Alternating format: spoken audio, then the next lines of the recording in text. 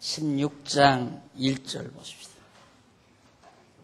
욥기 16장 1절.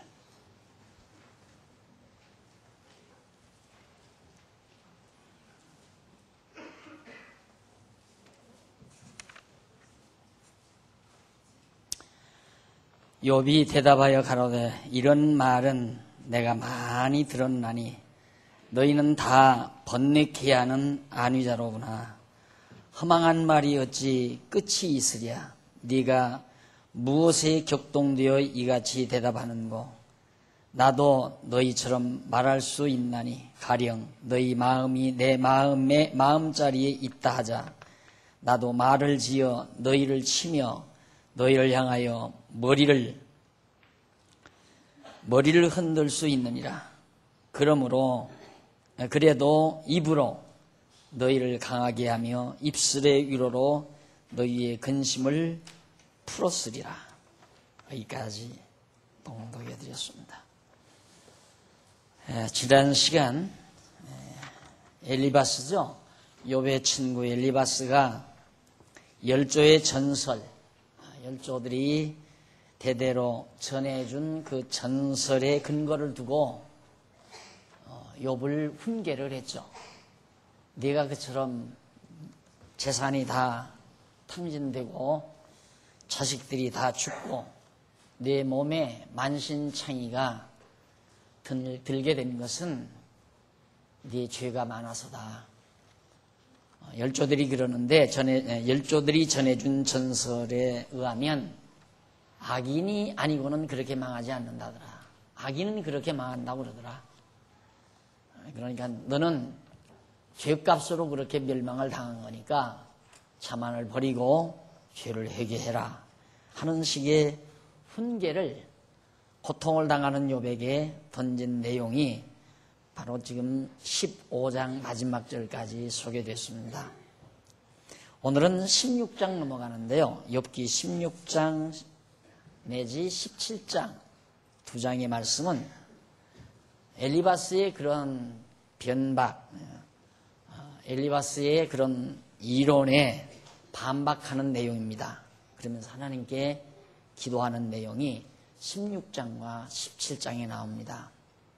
우선 욥은 어떻게 친구 엘리바스의 말을 반박하고 있는가? 이제 봉독해드린 16장 1절로 5절은 친구들에게 열조의 전설이 허망한 것임을 말해줍니다. 열조의 전설이라고 하는 건 다 허망하다.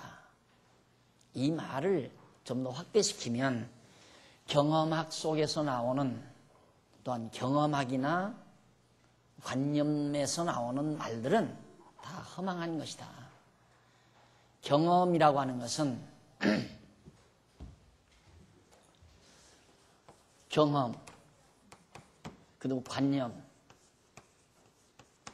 인간의 생각은, 인간의 어떤 생각의 틀은 경험이나 관념에 의해서 만들어집니다. 어떤 사람이든지 간에. 그래서 철학의 방법 자체가 경험적 방법이 있고 관념적 방법이 있죠. 그래서 관념에서는 이론, 많은 이론이 나옵니다. 관념적 이론. 또 경험적 이론이 나오죠. 경험에 의해서 하나의 이론이 나옵니다. 그런데 이게 다 왜 허망한 것인가? 물론 여기서 지금 욥이 말하는 것은 엘리바스의 열조들의 전설이 허망하다는 얘기거든요. 그런데 저는 이제 그 열조들의 전설이라고 하는 것이 전설이라는 것이 열조들의 경험이나 관념에서 나온 산물이다. 그런 이론적 산물.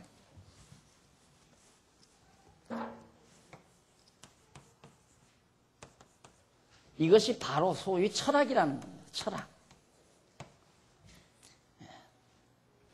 그래 인간이 살아나가는 과정에서 만들어지는 것이 하나의 철학이죠. 각자 나름대로의 철학이 있습니다. 그래서 사람들이 보통 나는 내 나름의 철학이 있다.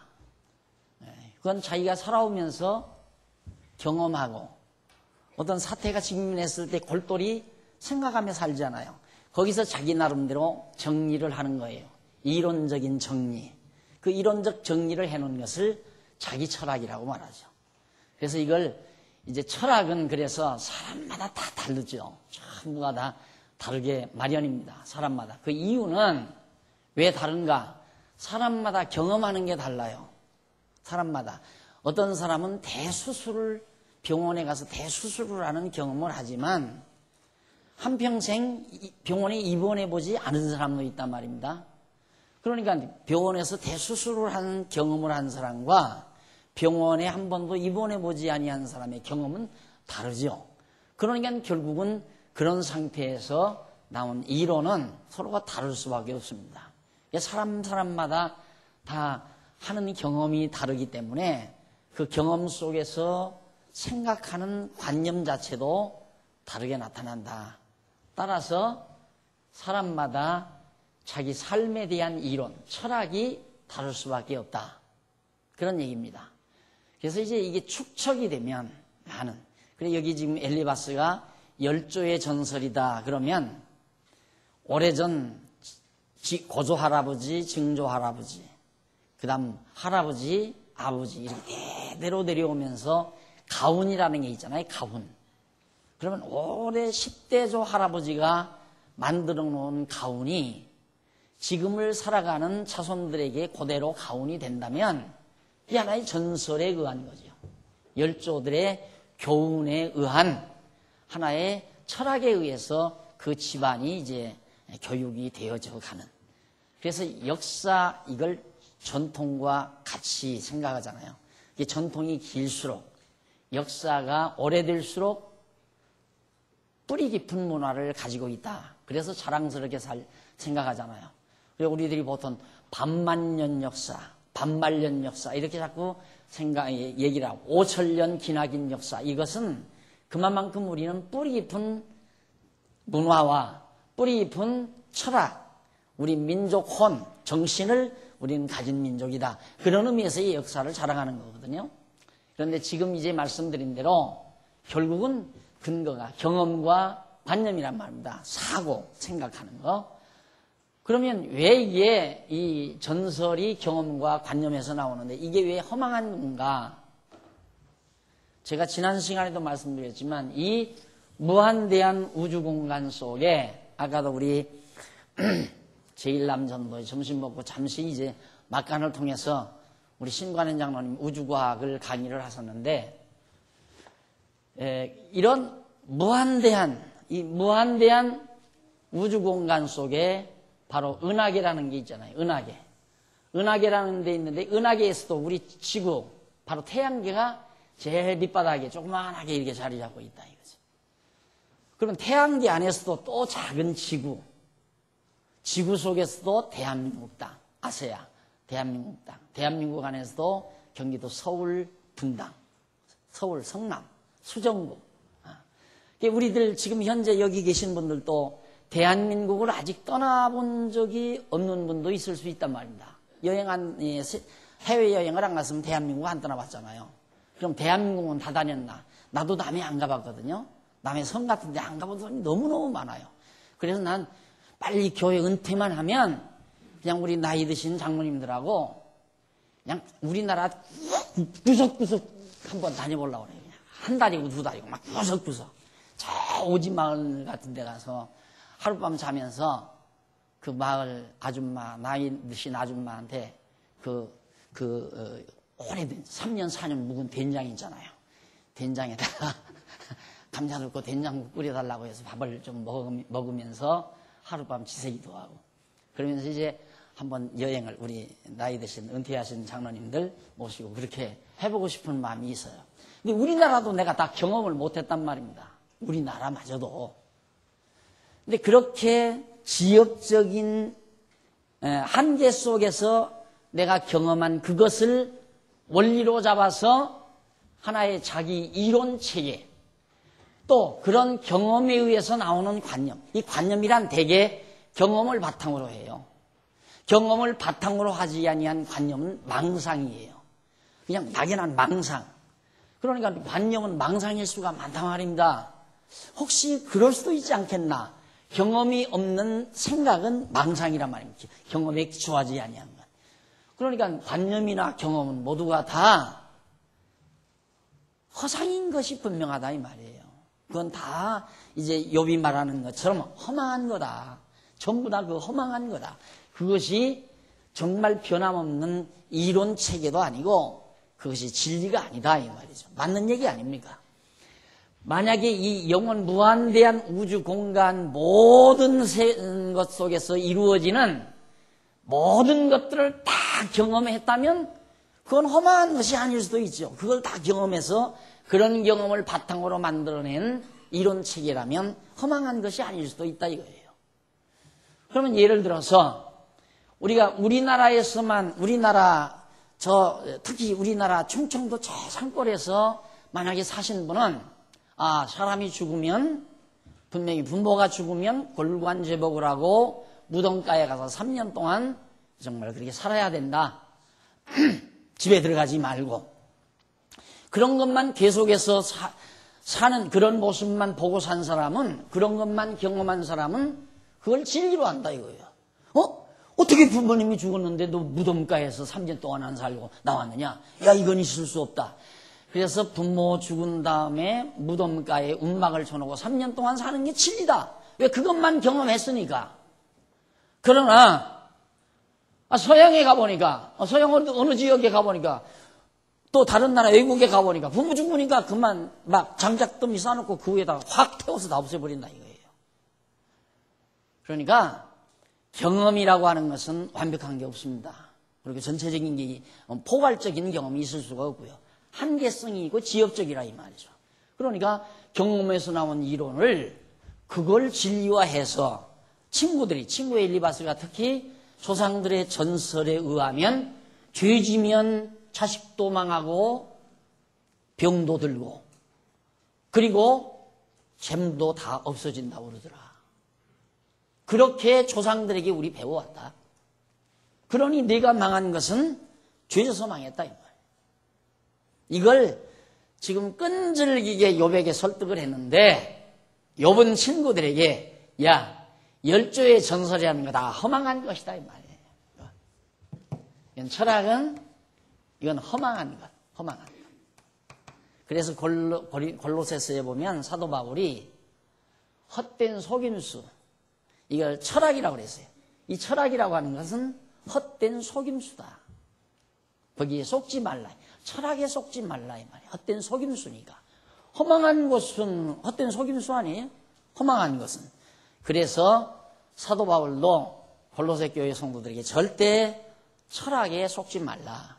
그 말을 남겨놓은 이유가 바로 여기에 근거하는 겁니다. 자, 그러면서 욥은 이렇게 말을 하죠. 1절에 보면 욥이 대답하여 가로되 이런 말은 내가 많이 들었다. 말은 많이 들었죠. 들었나니 너희는 다 번뇌케 하는 안위자로구나.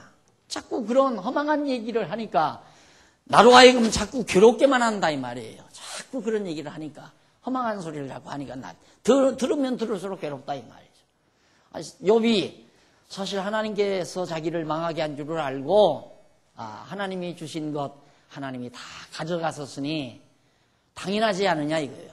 주신 자도 하나님이시요 가져가신 자도 하나님이시다. 처음 망했을 때 그렇게 말했잖아요. 자식들도 하나님이 주셨다가 데려갔고 재물도 하나님이 주셨다가 데려갔고 다 가져갔고 건강도 하나님이 주셨다가 하나님이 가져갔다 하고 믿음을 지키고 당당하게 사는데 이놈의 못된 놈의 친구들이 나타나서 자꾸만 이 허망한 소리를 해야 되니까 욥은 괴롭죠. 번뇌스럽다 이 말. 번뇌라는 게 갈등 아니에요? 갈등.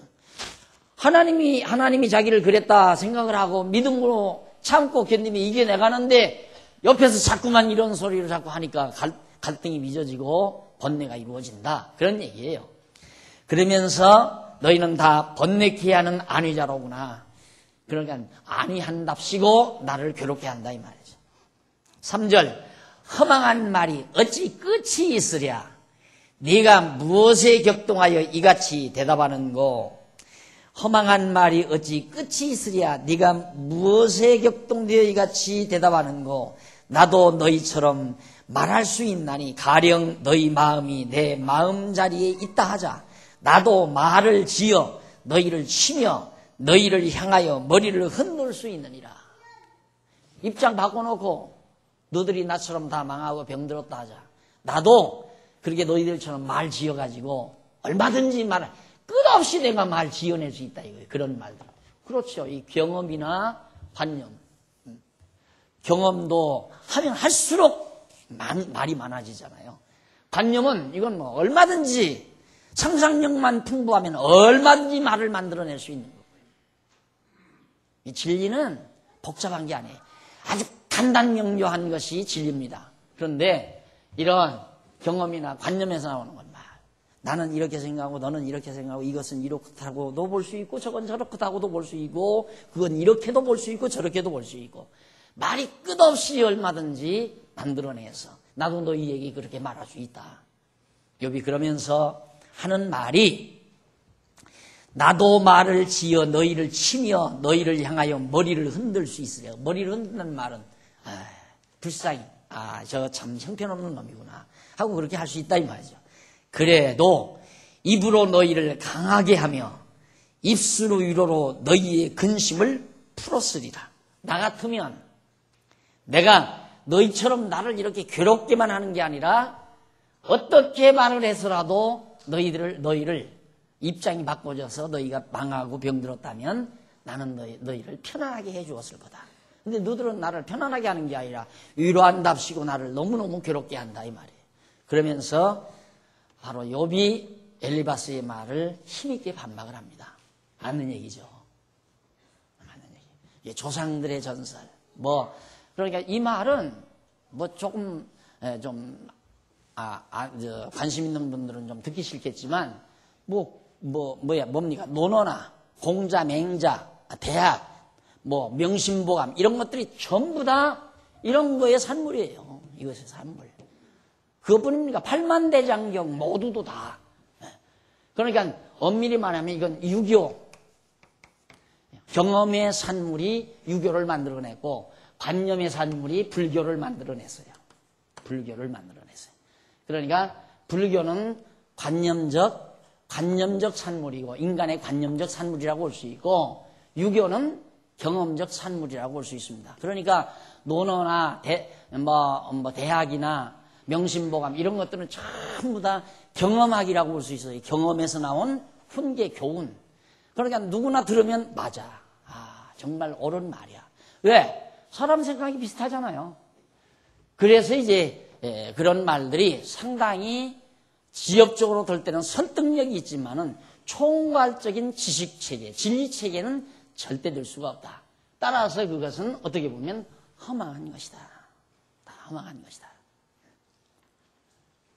그래서 우리가 모르면 논어라든가 사서상경이 대학이라든가 명심보감이라 이런 것들이 아주 도덕적으로 수준 높은 그런 진리체계라고 그렇게 생각하는 사람들이 있지만은 몰라서 그런 생각을 하는 거죠. 기독교는 바로 경험도 아니고 관념도 아니고 기독교 성경은 계시에서 오잖아요. 이 하나님, 이 우주와 만물을 창조하신 하나님의 계시, 하나님께서 우리에게 준 계시, 곧 성경을 통해서 정리된 이론, 그것이 바로 진리다. 근데 이것은 인간의 경험을 기준으로 만들어낸 이론이고 관념을 기준으로 만들어낸 이론이기 때문에 허망한 거지만은 우주와 만물을 창조하신 하나님께서 정하신 당신의 뜻대로 모든 것을 운행해가는 이치, 내용을 철저하게 계시하신 것이기 때문에 이건 진리일 수밖에 없잖아요. 진리. 그래서 기독교를 진리의 종교다. 이렇게. 유교는 경험의 종교, 불교는 관념의 종교. 불교는 들어가서 얼마나 명상을 많이 하느냐, 명상을 깊게 하느냐에 따라서 명상을 깊이 하다가 보면 계속 들고 깊이 들어가다 보면 무아경지에 도달하는 거죠. 그걸 생불된다고 그러잖아요. 그러니까 복잡한 모든 생각들을 자꾸 정리해서 나중에 초점을 딱 모아서 딱 들어가다 보면 무아경지로 싹 들어가요. 이게 이제 명상 방법이 그렇습니다. 명상 방법이라는 게 우리가 아주 복잡다단한 이런 세파에서 이렇게 살잖아요. 그러면 산속에 들어가서 이게 발 개고 앉아서 이걸 모읍니다. 두뇌로. 이걸 모아서 쫙 모아서 이렇게 두뇌로 모아서 여기 초점을 딱 맞추면 더 들어가면 이제 반대로 퍼져나가 버리는 거죠. 완전히 무아의 경지로 싹 들어가 버려요. 이걸 바로 도를 득도했다. 이게 이제 바로 생불이 되는, 아무 생각이 없어져 버리는 무념무상의 경지에 도달하는. 그러니까 이런 복잡한 생각들을 다 잊어버리는 거예요. 그것이 관념이에요. 관념. 그러니까 결국 불교는 사람을 허망하게 만드는 거예요. 허망하게. 저 아무것도 없어 허망한 거죠. 뭐. 허망하게. 그래서 욥이 자 너희들 말하는 거 다 허망한 소리다. 이런 얘기. 그러면서 이제 16장 6절로 8절 넘어가서 욥은 그렇게 말합니다. 자기에게 고난을 주신 자가 누구냐면 하나님이 주신 거다. 그걸 주장을 해요. 하나님이 나에게 고난을 주셨다. 6절 내가 말하여도 내 근심이 풀리지 아니하나니 내가 말하여도 내 근심이 풀리지 아니하나니 잠잠한들 어찌 편안하랴. 이제 주께서 나를 공곡케 하시고 나의 무리를 패극케 하셨나이다. 주께서 나를 시들게 하셨으니 이는 나를 향하여 증거를 삼으심이라. 나의 파리한 모양이 일어나서 대면하여 나의 죄를 증거하나이다. 자, 욥이 한 말인데 우선 거기 보면 이런 말이 있습니다. 나의 무리를 패격케 했다 하는 말씀이 있는데 우선 6절 보십시다. 내가 말하여도 내 근심이 풀리지 않고. 자, 욥이 지금 이런 말을 해도 머릿속에 친구들을 통해서 당하는 고통과 괴로움, 이 근심 이런 것들이 하나도 안 풀린다. 또 말하지 않고 가만히 있어도 편안치를 못하다. 그러니까 얼마나 극한적으로 지금 욥이 고통스러운가를 6절에서 잘 묘사해 줘요. 말을 해도 해결이 안 나고 말을 안 하고 잠잠해도 해결이 되지를 않고 이제 주께서 하나님께서 나를 공곡케 하시고 하나님이 자기를 공곡케 해놓으셨는데 그렇게 괴롭게 해놓으셨는데 나의 무리를 패격케 하셨나이다. 나의 무리. 여기서 나의 무리를 패격케 했단 말은 혹시 교재 가지고 계신 분은 거기 보면 밑에서 한 10번째 줄 되는 것 같습니다.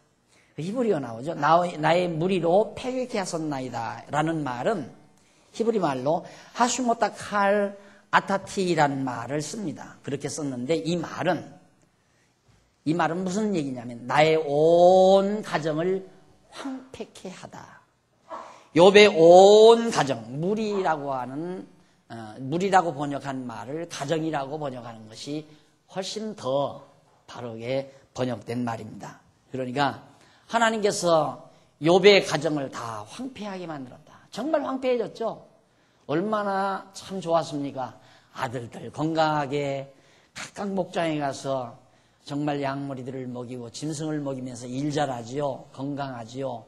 자꾸 양들은 새끼를 증식해서 재산이 늘어나지요. 동양에서 최대의 갑부이죠. 욥은 욥대로 하나님을 잘 경외하고 살았지요. 자녀들을 신앙으로 잘 욥이 지도해가고 있었죠. 얼마나 좋았어요. 그런 아름다운 욥의 가정을 하나님이 다 하나하나 전부 망하도록 섭리하시는데 우선 재산, 많은 양무리들, 짐승들을 감독대들이 와서 다 가져가게 하룻밤 사이에 싹 다 잡아가게. 그리고는 나중에는 아들들을 전부 또 감독대들이 와서 죽여버리고 그리고는 그만 욥의 몸에 병이 들어버리고 아내는 아내대로 남편 저주하고 도망가 버리고 그러니까 다 망했잖아요. 욥의 가정이 완전히. 그걸 지금 욥이 친구들 앞에 말합니다. 하나님이 나의 가정을 이렇게 형편없이 패괴케 하셨다. 그러면서 8절 주께서 나를 시들게 하셨으니 자기를 완전히 다 이렇게 정말 망하게 하셨으니 왜냐 이는 나를 향하여 증거를 삼으심이라. 하나님께서 욥을 향하여 하나님이 증거를 삼았다. 나의 파리한 모양이 일어나서 대면하여 나의 죄를 증거하나이다. 욥이 자기가 죄인임을 인정을 해요. 죄인이라고 인정 안 하면 욥도 거짓말이죠. 인간 중에 죄인 아닌 사람이 누가 있어요? 다 죄인인데. 안 그래요? 근데 욥이 말하는 건 내가 죄인이기 때문에 그렇게 망한 건 아니다 이 말이에요. 내 죄값으로 그렇게 망한 건 아니다. 욥의 말은 그 말이에요. 그러니 욥이 훨씬 깊은 사람 아니에요? 욥의 이론이. 전설은 너 죄인이기 때문에 망했다 그러는데 욥은 나는 죄인은 죄인이다. 그러나 죄 때문에 하나님이 나를 망하게 한 건 아니다. 그렇다면 너희들도 죄인이니까 너희들도 다 멸망시켜야 하지 않느냐 이런 얘기예요. 그러니까 하나님께서 자기를 전부 이렇게 망하고 정말 형편없이 가정을 다 패괴케 만드시고 자기로 하여금 파리하게 다 말라서 병나가지고 빼빼 말라가지고 형편없는 모양 이렇게 만들어 놓으심으로 나의 죄, 내가 죄인이라는 사실을 나로 하여금 내가 더 증거하신다. 죄를 증거하신다. 나타내신다 이 말이에요. 그러니까 이 말을 우리들이 잘못 이해하면 욥이 친구들의 말대로 죄인이기 때문에 망했다는 걸 시인한다. 그거 절대 아니에요. 앞에서 친구들의 말이 허망한 것이라고 이미 결론 내렸잖아요. 너들 말들은 다 허망한 거다. 하나님이 나를 망하게 했는데 내가 죄인이기 때문에 죄값으로 망한 건 아니지만 나 죄인이면 틀림없다 이 말이에요. 나도 죄인이다. 누가 죄인 아닌 사람이 없잖아요. 다 죄인이지. 그것을 욥이 말해주고 있는 겁니다. 그러면서 9절로 11절에 보면 욥은 하나님이 자기를 대적하는 악인에게 던지셨다. 자기를 대적하는 악인에게. 욥은. 그러니까 욥이 하나님께서 욥 자기를 대적하는 악인이란 친구들을 말하는 거예요. 욥 자기 자신을 친구들에게, 악한 친구들에게 지금 던져버리셨다. 그래서 친구들로 하여금 온갖 비난과 공격을 당하도록 하나님이 하셨다 이 말이죠. 9절 그는 진노하사 나를 찢고 군박하시며 나를 향하여 이를 갈고 대적이 되어 뾰족한 눈으로 나를 보시고 무리들은 나를 향하여 입을 벌리며 나를 천대하여 뺨을 치며 함께 모여 나를 대적하는구나. 하나님이 나를 경건지하는 자에게 부지시며 악인의 손에 던지셨구나 이 말이에요. 하나님도 진노하셨고 친구들도 나를 향하여 온갖 비난을 아끼지 않고 입을 벌리며 또 천대하여 뺨까지. 사실 욥의 친구들이 욥의 뺨을 쳤단 말은 없거든요. 뺨을 친단 말은 수치감을 준다는 얘기예요. 수치감. 뺨 맞았을 때의 그 수치감이 있잖아요. 그걸 이제 시적으로 묘사하는 거죠. 뺨을 쳤다. 예, 함께 친구들이 모여서 나를 대적했다. 그런 얘기를 합니다. 자, 이런 부분들은 바로 이제 이 부분에서 간간히 제가 말씀드리지만 욥이라는 사람은 욥의 고난은 바로 의인 그리스도의 고난, 그리스도의 고난에 대한 예표예요. 죄 없는 그리스도가 많은 동족으로부터 비난을 받고 십자가에 못 박혀 수치와 고통과 죽임을 당하는 것처럼 욥이 친구들로부터 온갖 고난을 당하는 거죠. 이게 욥이 고난당하는 그런 모습 자체가 장차 의인 그리스도가 오셔서 대신 우리를 위하여 고난받으실 것에 대한 하나의 예표적인 사건이라는 걸 내가 누누이 가끔 말씀드렸죠. 그 말씀을 지금 여기도 보면 노골적으로 뺨을 때린다. 그러듯이 예수님께서 고난당할 때도 유대인들이 와서 예수님의 뺨을 치고 침을 받고 옷을 벗기고 온갖 수치감을 다 주잖아요. 그런 것을 상상하시면서 여러분들이 이 내용을 보시면 됩니다. 그러니까 욥기는 장차 의인이신 그리스도가 오셔서 애매히 죄 없이 고난당하실 것에 대한 하나의 모형적 사건이다. 이렇게 이해하시면 됩니다. 현대하여 뺨을 치며 함께 모여 나를 대적하는구나 탄식하지요 욥이. 그러면서 하나님이 나를 경건치 않은 자에게 붙이시며 악인의 손에 던졌나이다. 하나님께 예수님께서 겟세마네 동산에 가서 기도하실 때 아버지요 아버지요 하실 수만 있으면 이 쓴 잔을 내게서 떠나게 하시옵소서 하고 기도를 드리죠. 그러면서 그러나 내 뜻대로 마옵시고 아버지 뜻대로 하시라고 기도를 합니다. 그런데 하나님께서는 정하신 뜻대로 예수 그리스도를, 죄 없으신 예수 그리스도를 어디로 넘기시는가? 바로 경건치 않은 자. 경건치 않은 자는 이방인의 모습이죠. 이방인들에 대한 대표적인 표현. 그러니까 로마 군인들의 손에 넘기워요. 이방인의 손에 넘기워서 그 다음 붙이심에 악인의 손에 던지셨구나. 악인.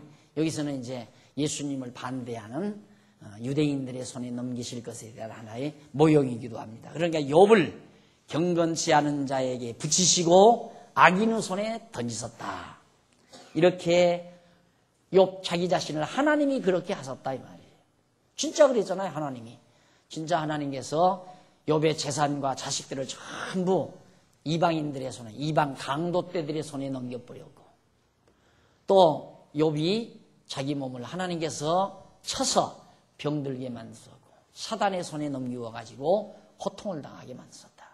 그것이 마치 예수 그리스도가 이방인의 손에 넘기워져서 십자가에서 말할 수 없는 고난을 당하실 것에 대한 하나의 예표적인 역사적 사실이라는 것을 여러분들이 기억하시면 되겠습니다.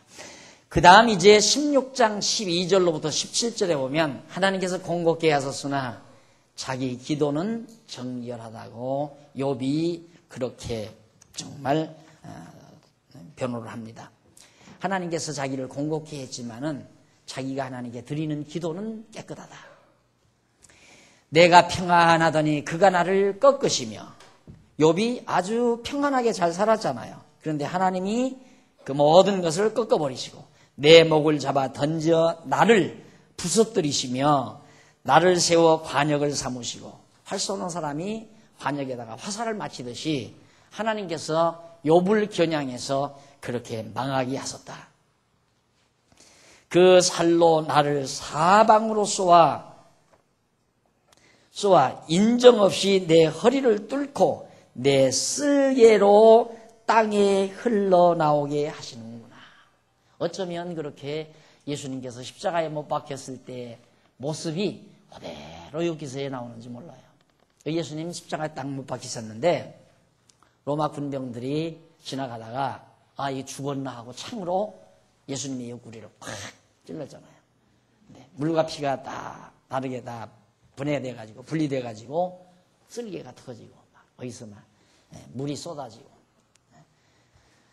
자, 그래서 거기 쓸개로 땅에 흘러나오게 하시는구나. 옆구리에 쓸개가 붙어 있는데, 그가 나를 꺾고 다시 꺾고 용사같이 내게 달려드시니 내가 굵은 배를 꿰어매어 내 피부에 덮고 내 뿔을 티끌에 더럽혔구나.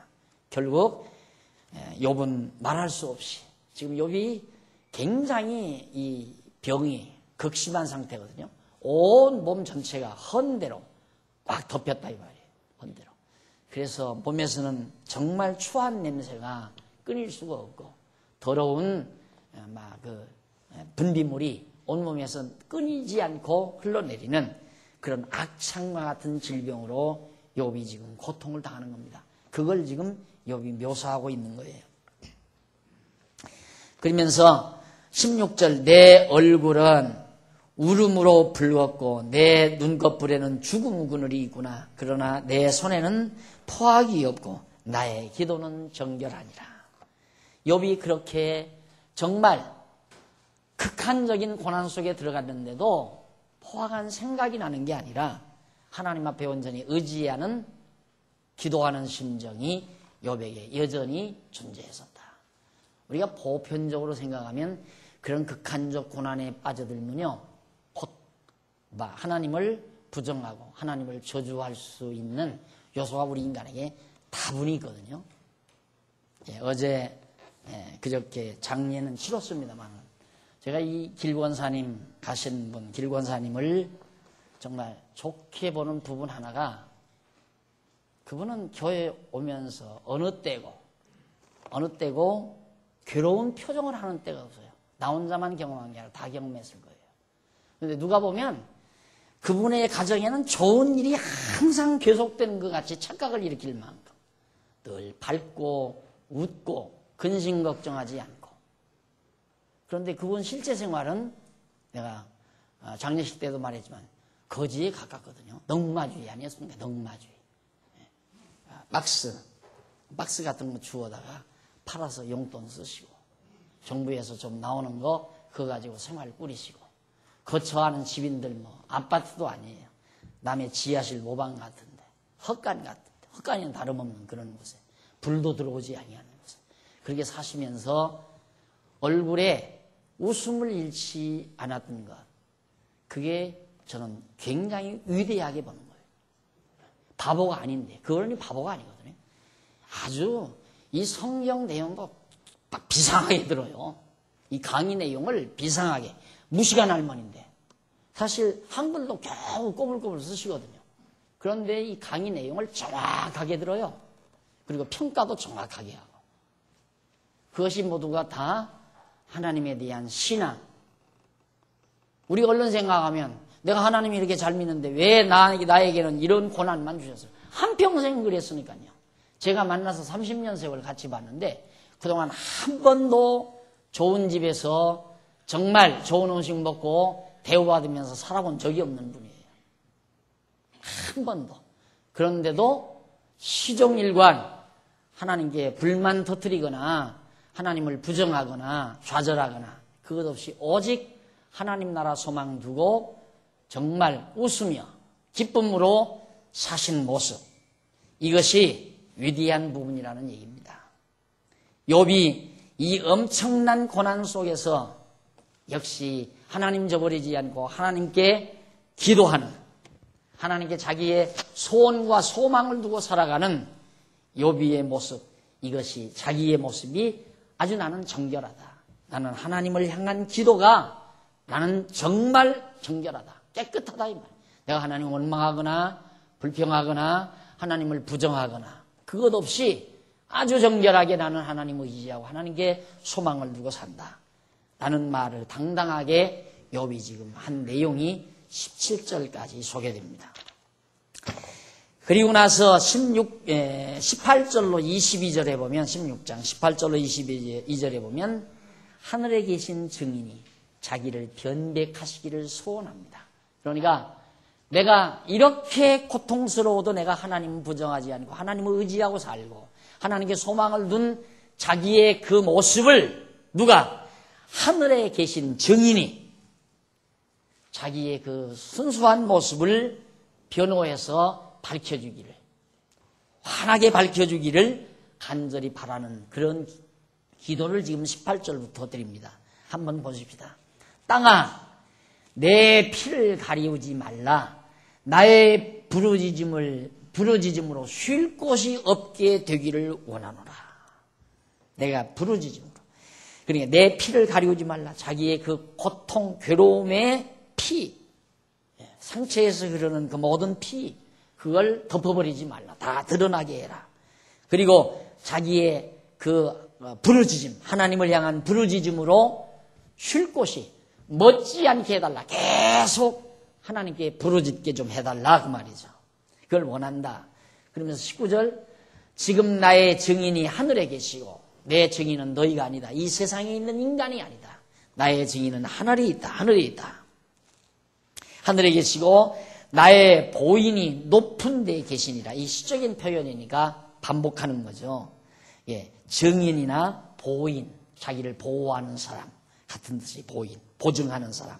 그러니까 지금 나의 증인, 나의 보인, 보증하는 사람, 보증인이 어디에 계십니까? 높은 데 계시다. 하늘에 계시다. 높은 데 계시다. 같은 말이에요. 하나님이 자기의 증인이다 이 말이에요. 바울이 그런 말을 합니다. 바울이 내가 너희를 얼마나 사랑하는지 빌립보 교회에 편지하면서 보내는 거예요. 얼마나 너희를 사모하고 사랑하는지 하나님이 나의 증인이다. 이런 말을 해요. 하나님이 나의 증인이다. 그러니까 이 욥도 지금 내가 얼마나 순수하게 하나님을 의지하고 하나님을 사랑하고 하나님을 바라보는 것은 바라보는지에 대한 증인은 하나님밖에 없다 이 말이에요. 또 하나님이 솔직히 그렇게 증언을 했고요. 욥기 1장에 보면 하나님이 사단에게 너 욥 봤느냐? 봤습니다. 그 얼마나 의롭고 하나님을 나를 잘 경외하느냐. 그리고 자랑하잖아요. 사단에게 욥을 자랑할 정도였으니까 동방의 최고로 큰 자랑을 했어요. 하나님이 인정하는. 근데 욥도 그 말이에요. 나의 증인은 하나님밖에 없다. 우리 인간이 받는 스트레스 중에 하나가 스트레스 중에 하나가 아니죠. 대부분이죠. 사람에게서 당하는 거예요. 사람에게서.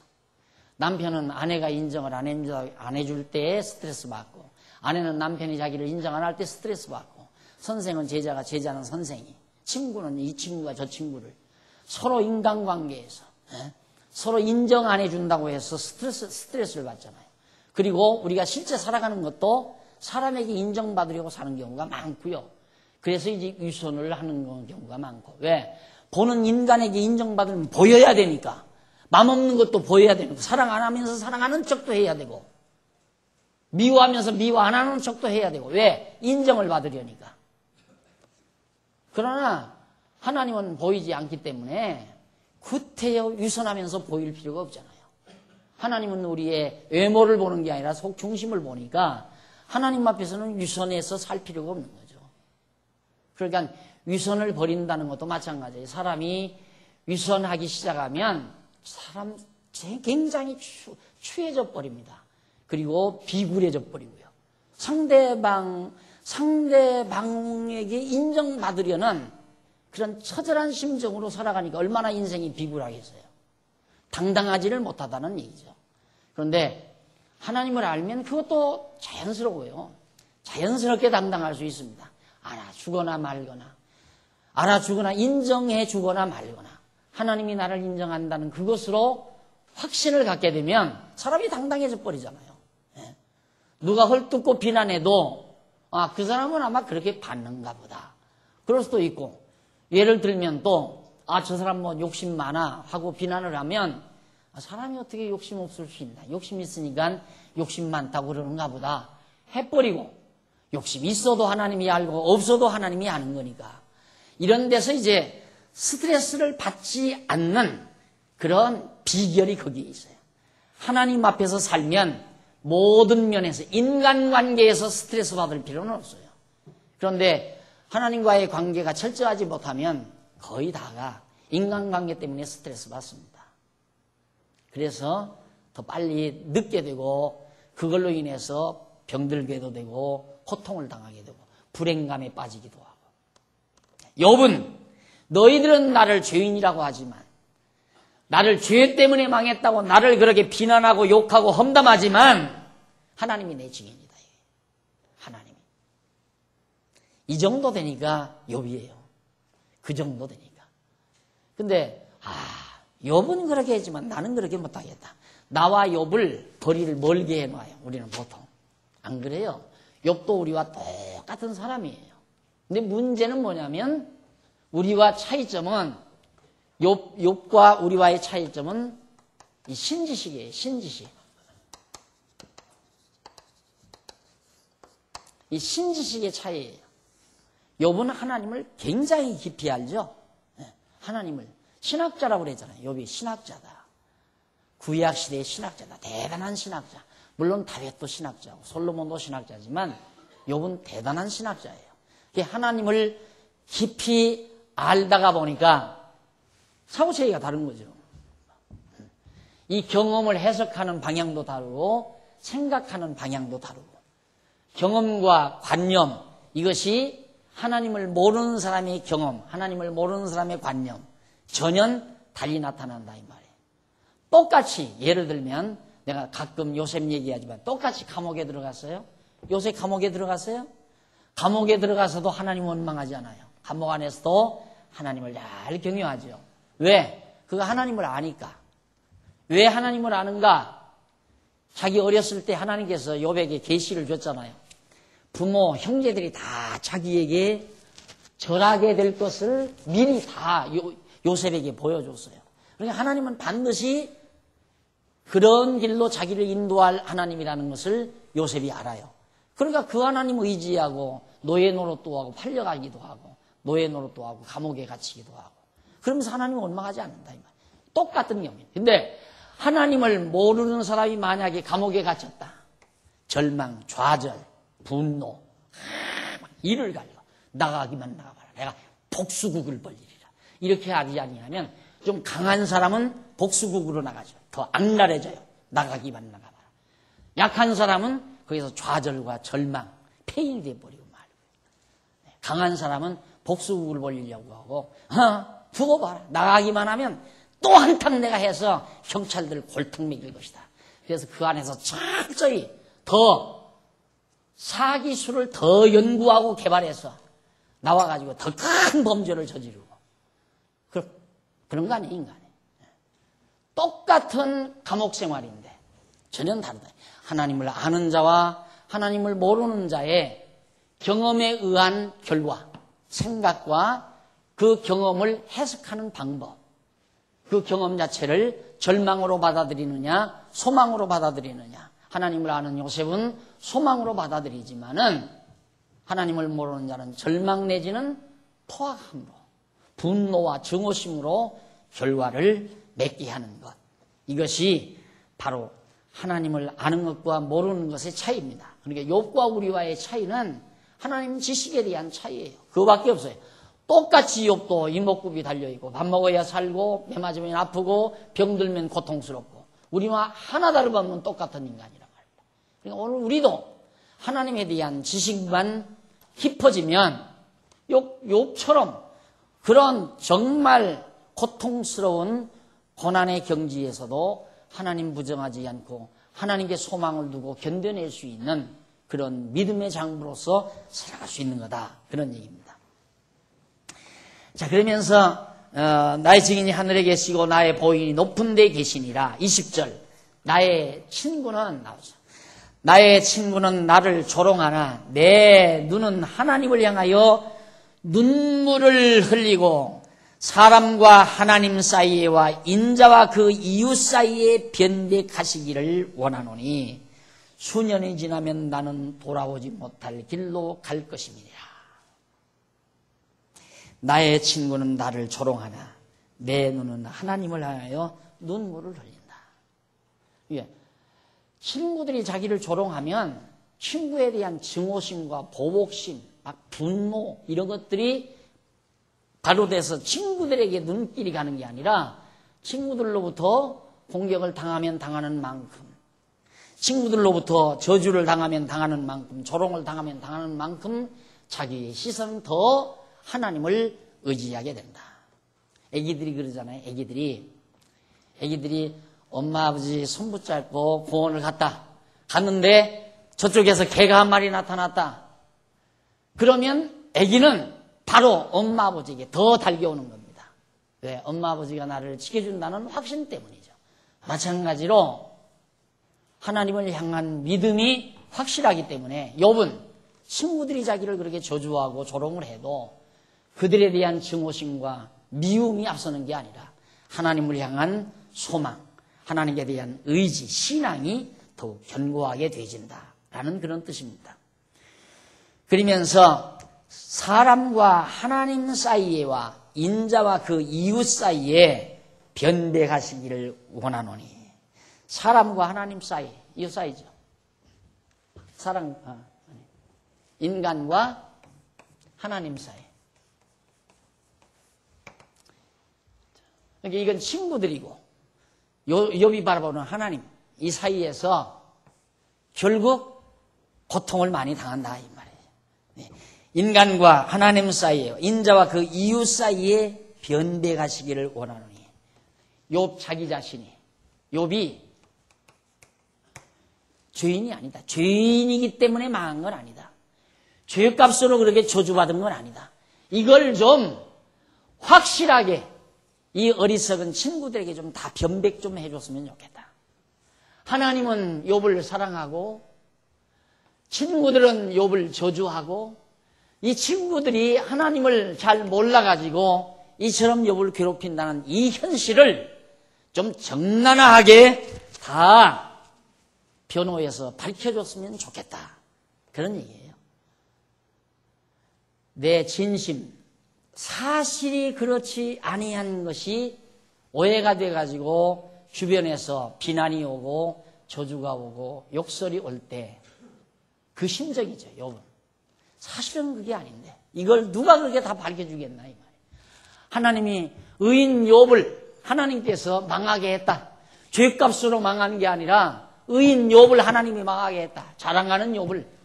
그런데 인간들은 하나님을 알지 못하고 섭리를 모르고 자기로 저주받은 것이다. 죄값으로 저주받은 것이다. 자꾸 그렇게 말하는 어리석은 인간들의 잘못된 변론을 누가 좀 정당하게 다 드러내가지고 변백해 줬으면 참 좋겠다. 그런 얘기예요. 그러면서 22절 수년이 지나면 여러 해가 지나면 나는 이제 죽는다 이 말이에요. 돌아오지 못할 그 길로 나는 간다. 그러니까 죽기 전에 누가 좀 이것 좀 다 알려줬으면 좋겠다 이 말이에요. 너무 괴로우니까 친구들이 너무 자기를 저주하고 욕하고 호통치니까 자기가 죽기 전에 이제 수년 있으면 나 오지 못할 길로 가는데 나 살아있는 동안에 누가 이걸 좀 명명백백하게 다 드러내줬으면 좋겠다 하는 그런 심정으로 22절까지 해서 욥이 기도하는 내용이 거기 나옵니다. 자, 다음 시간에는 17장 1절로부터 욥이 자기의 절망적인 극한 상황을 수리하는 내용과 주께서 보주가 되어주시기를 구하는 욥의 간곡한 기도가 계속되는 내용입니다. 그 내용 다음 시간에 우리 상고하기로 하고 오늘 강의는 여기서 마무리합니다. 기도하십시다. 살아계신 하나님 아버지, 하나님께서는 때때마다 정하신 뜻을 따라서 우리에게 곤고한 날도 주고 형통한 날도 주면서 하나님의 사람으로 키워가시는 놀라운 하나님의 섭리를 오늘 우리들이 욥기를 통해서 잘 배우고 있습니다. 하나님 아버지, 우리가 이 거친 세상 살아가면서 때때마다 좌절하고 절망할 기회가 자주자주 있음을 우리는 경험을 했습니다. 하지만 우리 그대로 엎어지지 않게 하시고 우리 그대로 꺾어져 버리지 않게 하시고 다시 일으키셔서 오늘이 있게 해주신 하나님의 사랑을 감사합니다. 앞으로도 어떠한 시련과 역경이 다가와도 오직 하나님을 의지하고 하나님을 바라보는 당당함이 우리 성도들에게 있을 수 있도록 역사해 주시옵시기를 비오며 죄인 공로옵사오나 예수님의 이름으로 기도드립니다. 아멘.